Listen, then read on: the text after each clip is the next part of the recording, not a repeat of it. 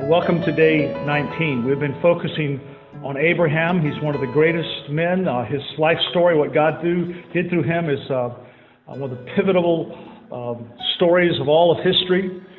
Now, back in chapter 12, where that story really begins, or where God first enters into covenant with him, Abraham is already 75 years old.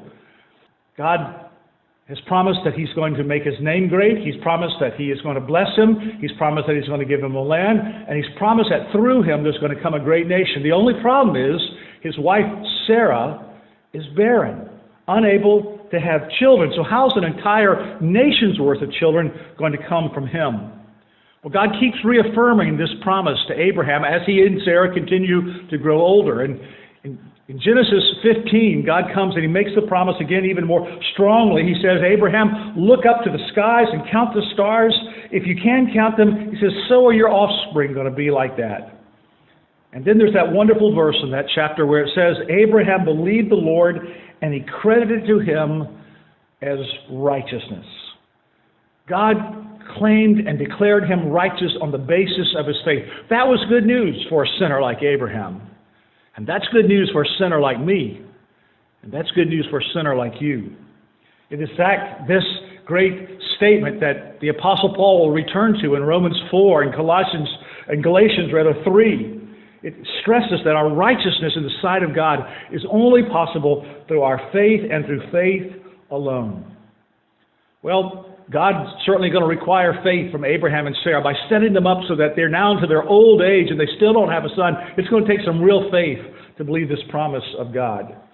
But God reaffirms it in Genesis 15. Abraham understandably asks in verse 8, he says, how can I know? He knows that Adam and Eve lost so many of the great promises God had for them because of their disobedience. He's not had exactly a sterling record. He says, how can I know?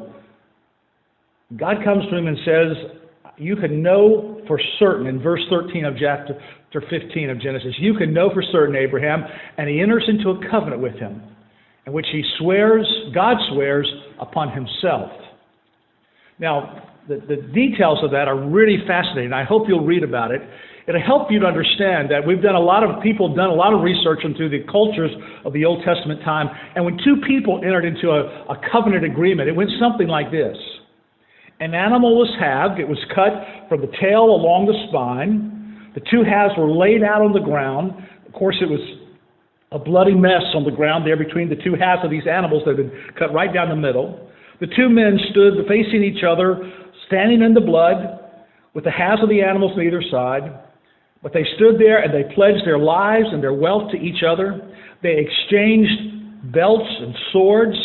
They each named off all of their relatives, and each man became personally responsible for the care of the other's family when one of them should die. They pledged themselves to one another regardless of what future evil deeds even the other might commit. Then they walked in a circle 8 around those animal pieces so that each man stood in the other man's place at the end of the walk. Often they would cut their wrist with a knife, and they would grasp hands, and they would mingle their dripping blood as a sign of the oath. They exchanged their very names, each adding to his own name the name of the other person. They would often rub charcoal into the cuts where they had cut their wrists so that it would become a permanent scar, permanently visible. And finally, often they would plant a tree where the blood had touched the ground to mark the place where the covenant is cut. Well, in Genesis 15, you'll read a description of God cutting a covenant, but it's not God and Abraham equally doing it, it's God doing it all. And he pledges to himself, upon himself, that he will keep this promise that he has made. Abraham would take on the name of Yahweh. He would be added to his name, Abraham. He would take the vowel from the name Yahweh, so that his name would be the very name of God. Later in the scriptures, we see that God took Abraham's name. You'll want to note how many times that you will read in the Bible later, the God of Abraham. Have you taken on God's name? When your name is spoken, do people think of God? Do they think of the Lord? I can think of a few people in my life that I hear their name and I just think of the Lord and his work in this world. I was reminded of one of them this week. She just went home to be with the Lord. I really knew her well about 20 years ago when I was her pastor. Her name was Fanny Cleland. And for years before I become her pastor, and it's continued years after I've left, she has continued to be one of the most faithful and godly servants I hear her name, Fanny Cleland, and I would think of the Lord. What do people think of when they hear your name? God so wants to work at us that our very lives would bear His name. Sarai's name is changed too. That same vowel is added, so her name now becomes Sarah. And all of this is done by the promise of God, and it's irrevocable. It doesn't depend on anything that Abraham and Sarah do. It depends on what God is doing. My friend, have you entered into this kind of covenant with God? In Hebrews, we're going to discover that God has indeed made that same kind of irrevocable covenant to us. And it's a bloody mess too. The basis of it is a tree dripping with blood. Because God Himself would become flesh. He would become the Lamb of God, and in His own dear Son, He would die for us. And He would give us His name. And He would call us to be His. I hope that you know Him that way, that you have received Him that way. And that more and more your life is demonstrating His name. Well, let us finish today by reading from the book of Hebrews. I begin with chapter 9, verse 11.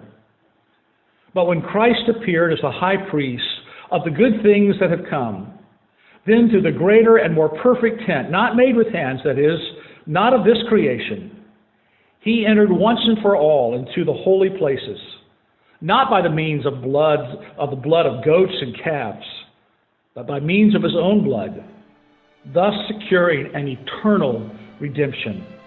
For if the blood of goats and bulls and the sprinkling of defiled persons with the ashes of a heifer sanctify for the purification of the flesh, how much more will the blood of Christ, who through the eternal Spirit offered Himself without blemish to God, purify our conscience from dead works to serve a living God.